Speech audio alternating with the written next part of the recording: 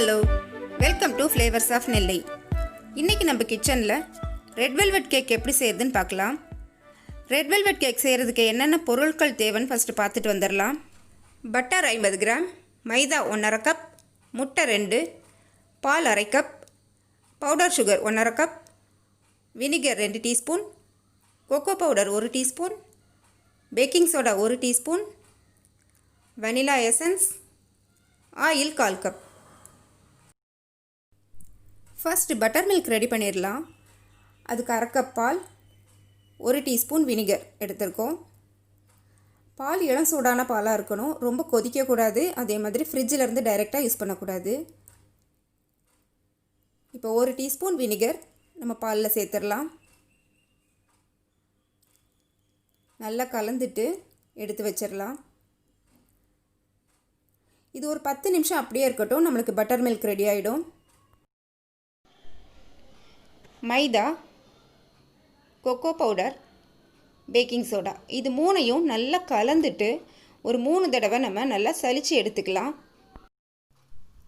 Cake கலரை நல்லா பிரைட்டாக எடுத்து கொடுக்கறதுக்காக தான் நம்ம இதில் கொக்கோ பவுடர் சேர்க்குறோம்.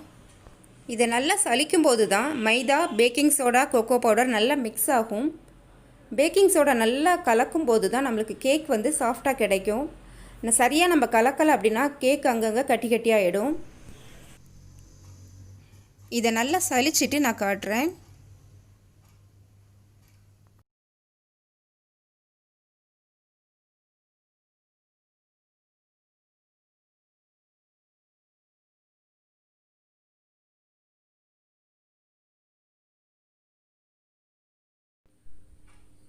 ஒரு மிக்சிங் பவுலில் 50 கிராம் பட்டர் சேர்த்துருக்குறேன். பட்டர் எப்போவுமே ஃப்ரிட்ஜில் இருந்து எடுத்து டைரெக்டாக யூஸ் பண்ணக்கூடாது. இப்போ ஒரு எலக்ட்ரிக் பீட்டர் வச்சு நல்லா பீட் பண்ணி எடுத்துக்கலாம். நம்மக்கிட்ட எலக்ட்ரிக் பீட்டர் இல்லை அப்படின்னா விஸ்க்கு கூட நம்ம யூஸ் பண்ணலாம்.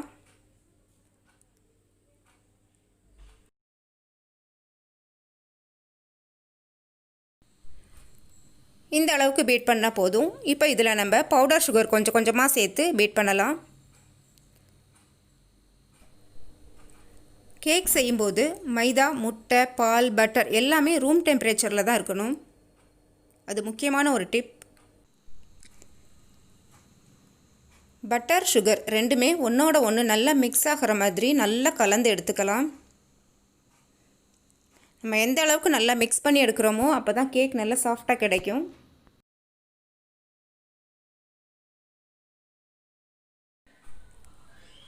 இந்த அளவுக்கு மிக்ஸ் பண்ணி எடுத்தால் போதும். இப்போ இதில் முட்டை சேர்த்துடலாம்.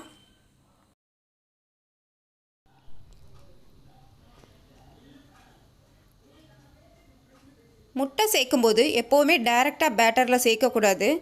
சப்போஸ் முட்டை கெட்டு போயிருந்ததுன்னா நம்மளோட மொத்த பேட்டரும் வேஸ்ட்டாக போயிடும். ஒரு சின்ன பவுலில் முட்டையை தனியாக எடுத்துட்டு நம்ம அந்த கேக் பேட்டரில் விடலாம்.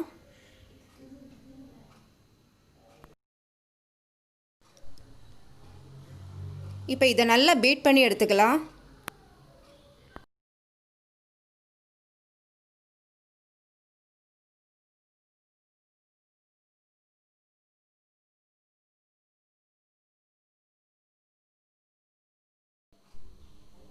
இப்போ 2வது முட்டை சேர்த்துடலாம். நம்ம ஒரு முட்டையாக தான் சேர்க்கணும், மொத்தமாக 2ஐயும் சேர்த்துடக்கூடாது. சின்ன சின்ன டிப்ஸ் எல்லாம் கரெக்டாக ஃபாலோ பண்ணால் தான் நம்மளுக்கு கேக் ரிசல்ட் கரெக்டாக வரும்.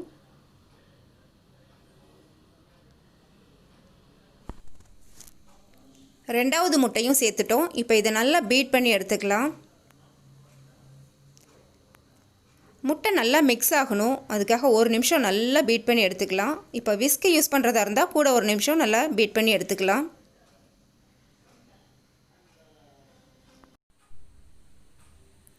இந்த அளவுக்கு பீட் பண்ணால் போதும். இப்போ இதில் வெனிலா எசன்ஸ் சேர்த்துடலாம்.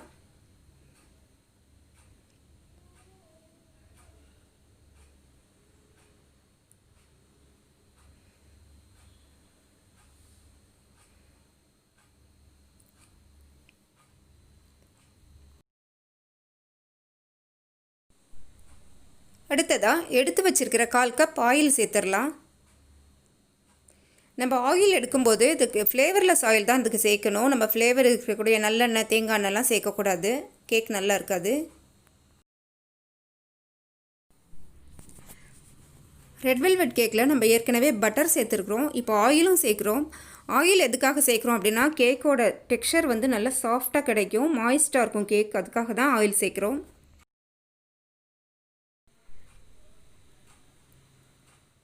இப்போ இதில் பட்டர் மில்க் சேர்த்துடலாம். இது நம்ம ஃபஸ்ட்டே ரெடி பண்ணி வச்சுருந்த பட்டர் மில்க். பட்டர் மில்க் செய்யும்போது வினிகர் சேர்க்க விருப்பம் இல்லை அப்படின்னா லைம் ஜூஸ் கூட நம்ம சேர்த்துக்கலாம். இப்போ இதை இதில் சேர்த்துட்டு நல்லா கலந்துடலாம். பட்டர் மில்க் சேர்க்கறதுக்கு பதிலாக நம்மக்கிட்ட தயிர் இருந்தால் தயிர் கூட சேர்த்துக்கலாம்.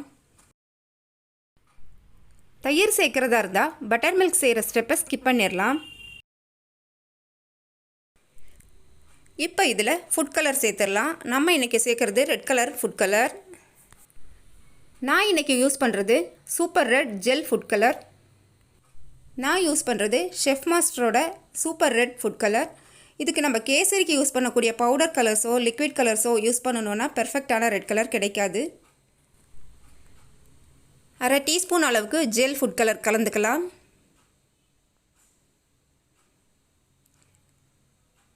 கலர் நல்லா மிக்ஸ் ஆகணும், அதனால் நல்லா பீட் பண்ணி எடுத்துக்கலாம். ஜெல் ஃபுட் கலர் நான் ஆன்லைனில் தான் வாங்கினேன். ஆன்லைனில் நிறைய பிராண்டு கிடைக்குது. நம்மளுக்கு எது தேவைங்கிறத பார்த்து வாங்கிக்கலாம்.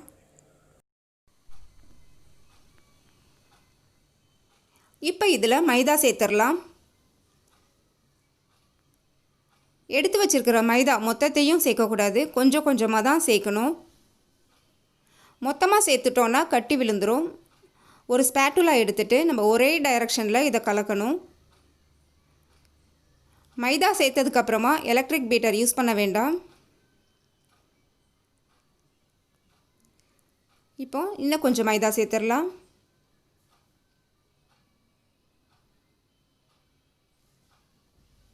நல்லா கலந்துடலாம்.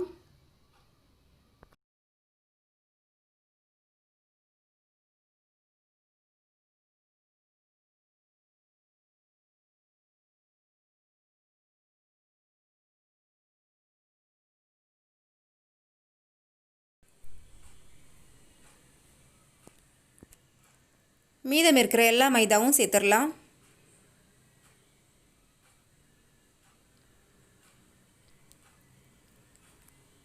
கட் ஃபோல்டு மெத்தடில் நம்ம இந்த மைதா எல்லாத்தையும் மிக்ஸ் பண்ணி எடுத்துடலாம்.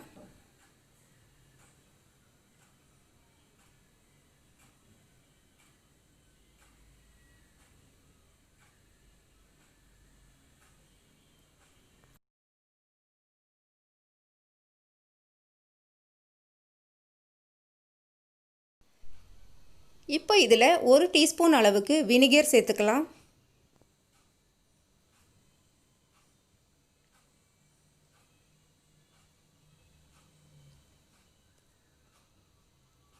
இப்போ இதை நல்லா கலந்து எடுத்துடலாம்.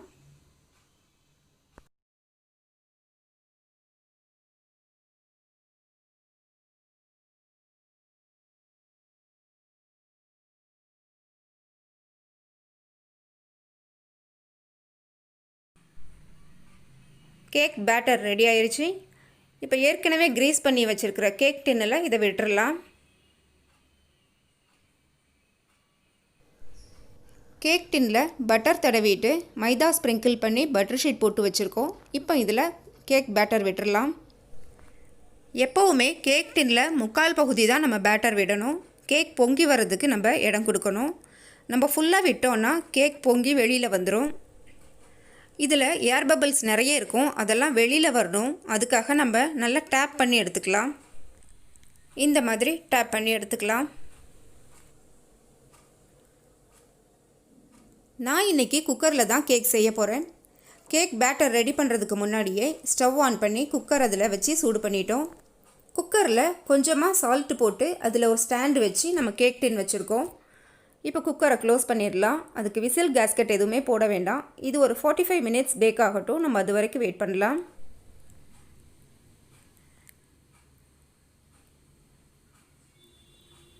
கேக் நல்லா வெந்துருச்சு. நம்ம இப்போ அதை வெளியில் எடுத்துட்டோம். இது நல்லா ஆறட்டும். ஆறினதும் நம்ம ஃப்ரெஷ் க்ரீம் வச்சு இதை நல்லா டெக்கரேட் பண்ணிடலாம். கேக் மேலே பார்த்திங்கன்னா நல்லா கிராக் விழுந்துருக்குது. இது ஒன்றும் பிரச்சனை இல்லை. இதை கட் பண்ணிவிட்டு நம்ம கேக் டெக்கரேஷனுக்கு யூஸ் பண்ணிக்கலாம். கேக் நல்லா ஆறிடுச்சு. இப்போ இதை நம்ம 3 லேயராக கட் பண்ணி எடுத்துக்கலாம். நான் ஏற்கனவே கட் பண்ணிட்டேன். இப்போ இதை எடுத்து வச்சிடலாம். கவனமாக எடுக்கணும். கேக் பார்த்திங்கன்னாலே தெரியும் நல்லா சாஃப்டாக இருக்குது.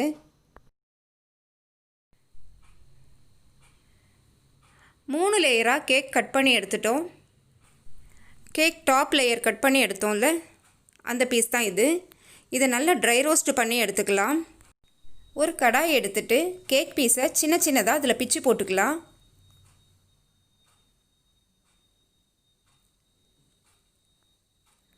இப்போ இதை நல்லா ட்ரை ரோஸ்ட் பண்ணிடலாம்.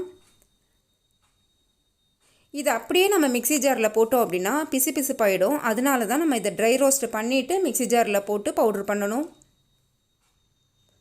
இதோட கலர் சேஞ்ச் ஆகக்கூடாது. சேஞ்ச் ஆகாத அளவுக்கு நம்ம இதை ட்ரை ரோஸ்ட் பண்ணணும். ஒரு 2 நிமிஷம் இதை ரோஸ்ட் பண்ணி எடுத்தால் போதும். இப்போ இதை நல்லா ரோஸ்ட் பண்ணி எடுத்துக்கலாம்.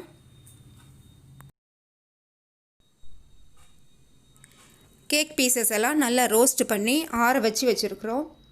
இப்போ இதை மிக்ஸி ஜாரில் பவுடர் பண்ணிக்கலாம். பவுடர் பண்ணி எடுத்துட்டோம்.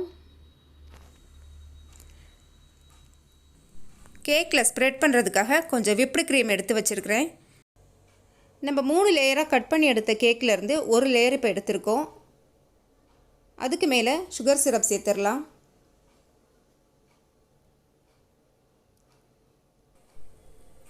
எல்லா இடத்துலையும் படுற மாதிரி சுகர் சிரப் சேர்த்துடலாம்.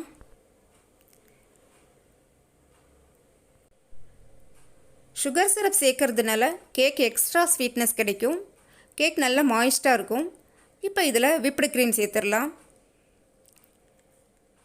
விப்டு க்ரீம் எடுத்துகிட்டு கேக் மேலே நல்லா ஸ்ப்ரெட் பண்ணிடலாம்.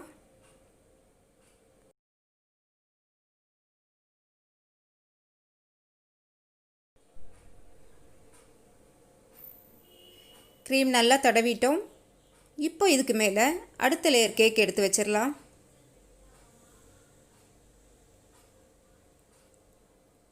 கேக் எடுத்து வைக்கும்போது ரொம்ப கவனமாக வைக்கணும். கேக் ரொம்பவே சாஃப்டாக இருக்குது. இப்போ இது மேலேயும் சுகர் சிரப் சேர்த்துடலாம்.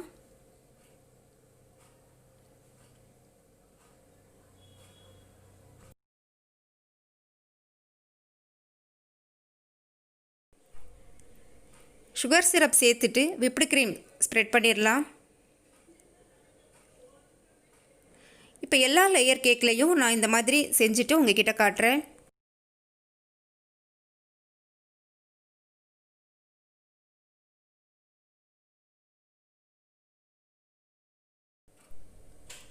விப்டு க்ரீம் யூஸ் பண்ணி கேக் நல்லா கவர் பண்ணிட்டோம்.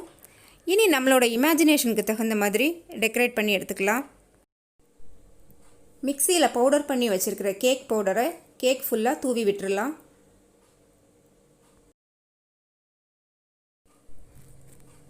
ஒரு சல்லடை யூஸ் பண்ணி கேக் பவுடர் தூவினோன்னா அது ஈவனாக எல்லா இடத்துலையும் விடும். பார்க்குறதுக்கு அழகாக இருக்கும். நிஜமாகவே ஒரு ரெட் வெல்வெட் எஃபெக்ட் நம்மளுக்கு கிடைக்கும்.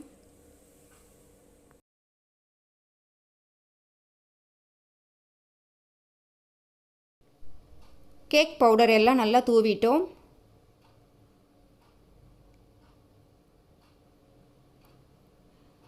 சைட்ஸில் மட்டும் கையால் எடுத்து வச்சிடலாம். பார்க்குறதுக்கு எவ்வளோ அழகாக இருக்குது. நிஜமாகவே வெல்வெட் மாதிரியே இருக்குது. சைட்ஸ்லலாம் ரொம்ப தூவணுங்கிறதில்ல, அங்கங்கே தூவினா போகிறோம். அதுவே பார்க்குறதுக்கு அழகாக இருக்கும்.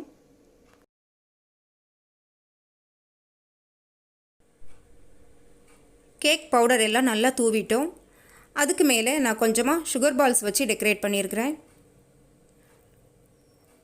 ஒயிட் சாக்லேட் எடுத்துகிட்டு டபுள் பாயிலிங் மெத்தடில் மெல்ட் பண்ணி சின்னதாக 2 ஹாட் செஞ்சு வச்சுருக்கிறேன்.